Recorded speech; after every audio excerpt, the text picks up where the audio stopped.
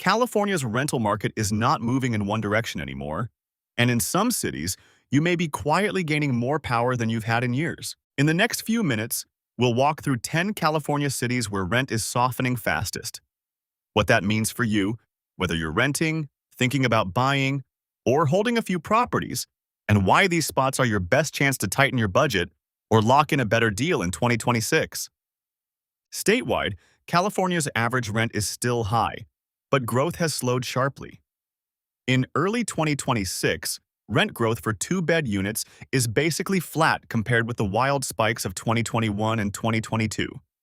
That slower growth on top of new apartments opening up means you're starting to see more options and more negotiating power in certain cities. With that in mind, here are 10 California cities where you're seeing more leverage right now. First, Los Angeles. Rents in LA have cooled from the peaks of 2022 to 2023, with some tracking services showing year-over-year declines in the mid-single digits across parts of the metro.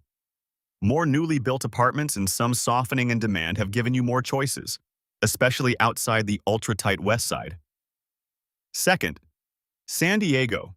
San Diego area rents dipped roughly 3 to 5% year-over-year in 2025 to 2026, with some neighborhoods even seeing double-digit drops in certain months.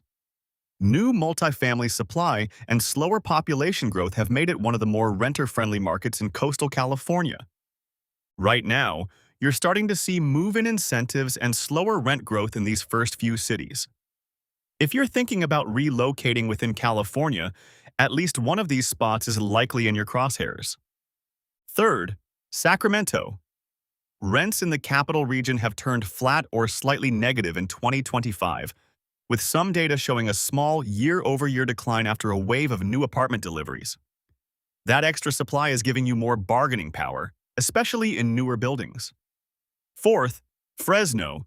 Rent growth in Fresno has slowed as new inventory keeps pace with demand, and some tracking signals show rent stabilizing or even edging down slightly. For you, if you're looking for lower costs inland, Fresno is one of the first spots where more units is starting to show up in rent-level data. Fifth, Bakersfield. Available units are staying on the market longer, and landlords are starting to trim asking rents or offer move-in concessions. That's a sign that you can push back on first-month free offers or pet fee waivers. Sixth, Stockton. Stockton has seen vacancy edge up and asking rents pull back, giving you more negotiating power on month-to-month deals and renewals. With more housing options available, landlords are less likely to automatically push rents to the maximum allowed cap. You're now seeing a clear pattern: more supply, softer rents, and more room for you to negotiate. If you're a renter or even thinking about buying, these cities are where that shift is happening fastest. Seventh, Modesto. Similar to other Central Valley cities, Modesto's rental market has cooled, with more units competing for you and rents edging down. That extra competition tilts the balance slightly in your favor when it comes to lease terms and fees. Eighth, Chico. Chico has emerged as one of the sharper cooled rental markets among smaller California cities, with rents softening as vacancy rises. For you, whether you're a student or a first-time renter, that can mean more amenities or lower deposits if you're willing to tour quickly. Ninth, Oakland. Oakland's rental market has slowed after a very hot period, with some data showing rent growth turning flat or negative and more units available.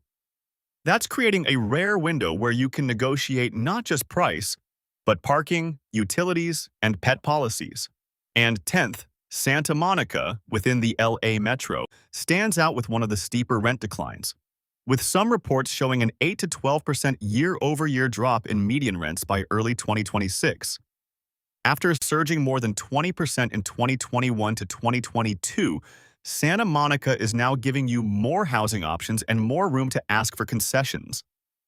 These 10 cities are not identical, but they all share a common thread. Whether you're renting, thinking about buying, or holding investment properties, you're starting to see more options, more vacancies, and slower rent growth than the rest of California saw during the pandemic spike. If you're renting in one of these places, the change means three practical things. 1. You have more negotiating power on rent. Landlords in softer markets are more likely to hold the line on increases, match nearby listings, or accept a slightly lower offer than the asking rent. 2.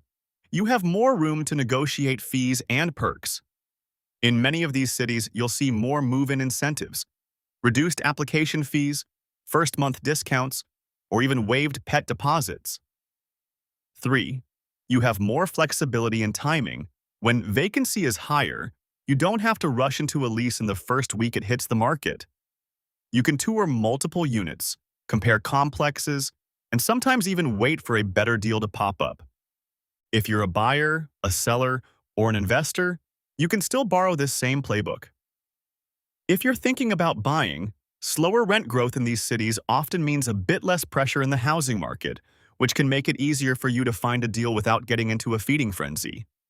If you're a seller whose property also works as a rental, you may face slower rent growth and more pressure to keep units filled, so you'll want to think about incentives for tenants and how that affects your cash flow.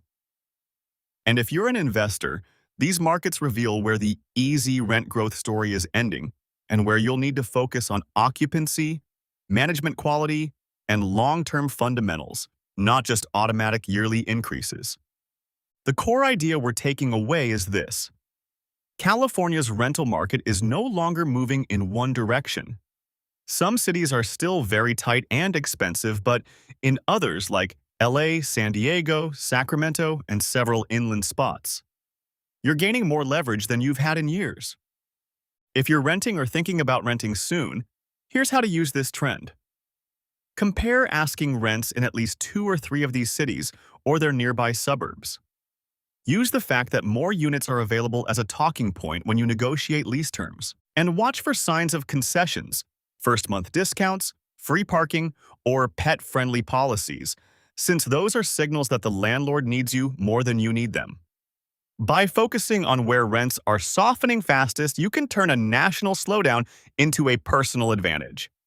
If you live in any of these 10 cities, drop a comment with your city and whether you've seen rent go up, down, or stay about the same since last year.